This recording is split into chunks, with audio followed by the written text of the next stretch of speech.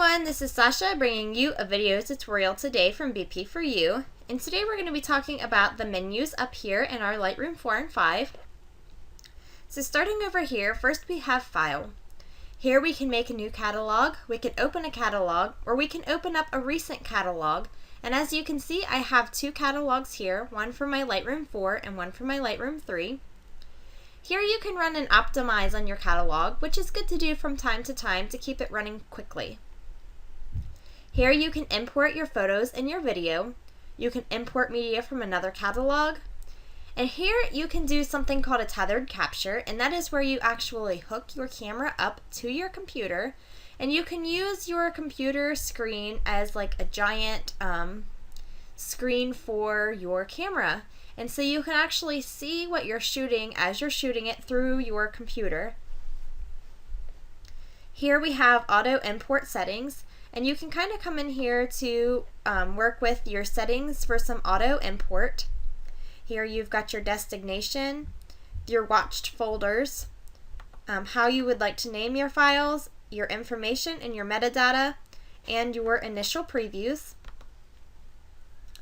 Here you can export photos. You can export them with your previous data that you exported them with last time, or you can export them with a preset and as a catalog, and we talked about the export settings in the export video.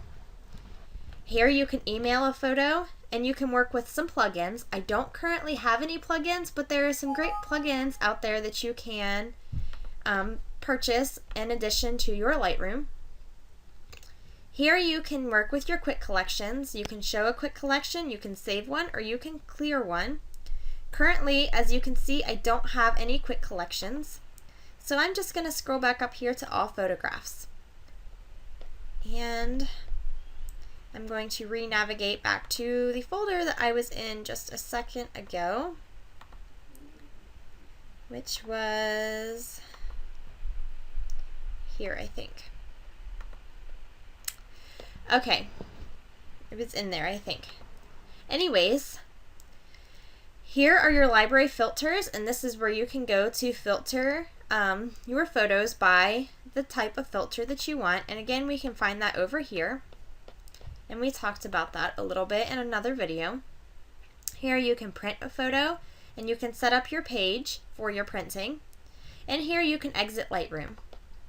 Under the Edit menu, we have our Undo Module Change. And then, of course, we can redo it. And this just undoes and redoes your last move. Next, we have this Select All, and it's going to select all of our pictures down here in our photo bin.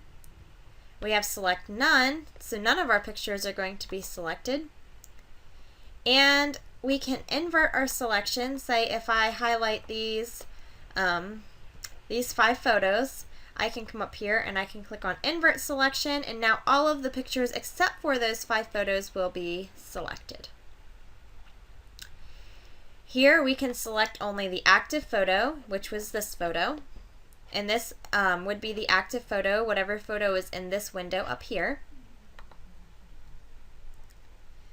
And we can, where did we leave off? Oh, we can deselect our active photo. We can select only our flagged photos, or we can deselect those unflagged photos. Here we have our preferences. This is where you're going to know or want to know to go to load your presets into your Lightroom. And so this is definitely something important. We also have some other tabs up here. Here we have under this General tab, we can select our language. We can decide our settings. We can show our splash screen during startup, or we can automatically check for updates, or we can turn those settings off. Here we can choose what catalog that we want to use when we're making our default catalog. This is my setting is on to load the most recent catalog, but you can also have it prompt you when you start Lightroom, and I could choose between my Lightroom 4 and my Lightroom 3 catalog as well. For import options, you have to show the import dialog when the memory card is detected. You can ignore camera generated folder names, or you can treat JPEG files next to RAW files as separate photos. And so those are some options that you can check as well, or you can leave them unchecked as by default. Here you can choose some sounds that you would like for your Lightroom to make. And so when it's finished, it can play one of those sounds, and when it's finished importing, it can play one of those sounds, and when it's finished exporting, it can play one of those sounds. And so that is completely up to you. Here you can reset your warning dialogues, and here you can go to your catalog settings and you can work with those as we saw in one of those other menus. Here we have some default develop settings. We can apply auto tone adjustments, and we can apply auto mix when first converting to black and white. We can make default specific to camera serial number, and we can make default specific to camera ISO setting. And so those are some options as well, and if you are unhappy with those options after making them, you can always press this reset all default develop settings button. So again, here's your Lightroom presets folder. Here are some Lightroom defaults buttons that you can restore some options back to their original state. Here we have some external editing. So if you have a editing program besides just Lightroom, then you might want to come in here and work on some of these other settings here. You can see I have Photoshop CS5, and so it's giving me some options for that. My file format, color space, bit depth, resolution, and compression. If you have another editor as well, then you can come down through here and you can set the settings for that as well. Here you can choose how to stack, and you can choose your template. Here we have some file handling. You can import your DNG creation and your file extension.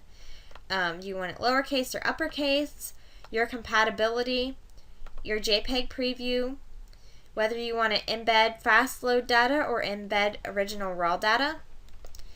So if you want to keep all of your raw data, then this would be a good box to have checked. You have your reading metadata, so you can use a comma or a backslash as a keyword separator. Here you can work on your file name generation, your camera raw cache settings, and your video settings, which we're not going to worry about just because this is for photography purposes and not video purposes. So here you have your interface, and so we have some options for that as well, some font size, your lights out and your screen color, your main window, and so on. Lots and lots of settings. Here again we have our catalog settings, which we have talked about here. We have our identity plate setup, which is all of this across the screen, so you can change the font, the size, and so on. You can even change what it says. And here we have our editing watermarks, which we talked about in the watermarks video, and I would encourage you to watch that one as well. So here under this develop, we have new snapshot, new preset folder, and clear history. All of those options we talked about in the video where we talked about the snapshots and the history. Here we have previous photo, which was going to take us to the one before this photo. And then we have next photo, which will bring us back to forward a photo. And of course you can always just click down here in your clip bin as well. Up here we can add a photo to a quick collection. Let's go ahead and we can add another photo to a quick collection. And so then when we come up here to our quick collection, we will have these two photographs. And so you can add some of those photos to your collections. And then of course we can remove a photo from a quick collection. We have the option to show and explore or go to folder in a library. We have the option to edit in, and this is going to give us the option to edit in Adobe Photoshop CS5 if you have that. I also have portraiture, and so that's another option as well. These are only going to give you the options of other programs that you have purchased. Here you can create a virtual copy. You can rotate and flip your photos here. Here you can give your photo a flag, a rating, or a color label. Here you can save your metadata to your file. You can read your metadata. You can remove it again from the quick collection. You can remove it from the catalog, and you can delete your rejected photos. Here you can reset all of your settings. You can choose your current process. You're going to want to keep it on probably the default process. If you're on one of these other older processors though, then maybe you want to bump it up to the current process. Here you can proof a photo. And we have this soft proofing option as well, and that gives us a white background instead of a gray background. You can see there. Here we have, we're over here. We have these copy settings, and we can paste settings from a previous photo. We have this auto white balance, auto tone. We can convert to black and white. We can reset our crop, and we can crop as a shot. We can crop to the same aspect ratio. And we talked about cropping when we talked about these tools over here. We can copy the after settings to before and the before settings to after, and we can swap settings. So here we have, again, we have all of our tools. This is another way to access all of these tools that are over here. Crop, spot removal, red eye, graduated filter, our adjustment brush, our white balance selector, French color selector, and you can see some of these have keyboard shortcuts, like crop is R, spot removal is Q, graduated filter is M, adjustment brush is K, and white balance is W. Here we have this target adjustment, and this allows us to kind of jump down to certain parts of our over here. And so here we can work on our tone curve, and you can see it gives us that target adjustment for that. And we talked about those when we talked about our tone curve tools as well as the other tools for that target adjustment. And so that would just save us the step of having to scroll all the way down through here and then click on this target adjustment tool. Okay, so then we have these tool overlays, a crop guide overlay, and an adjustment brush overlay. Here we have our view, and again, we have this, we can hide our toolbar, or we can show our toolbar, which is this bar down here.